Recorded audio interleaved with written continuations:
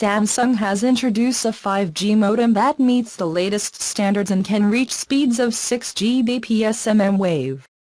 The Exynos Modem 5100, built with Samsung's 10nm process, complies with the latest specifications of the 3GPP15 version for sub-6 GHz and mmWave 5G spectra.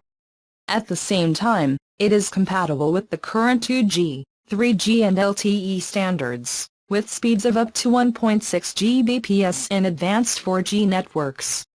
Since compatibility with previous versions will be crucial when launching 5G, a single-chip solution will accelerate the adoption of 5G.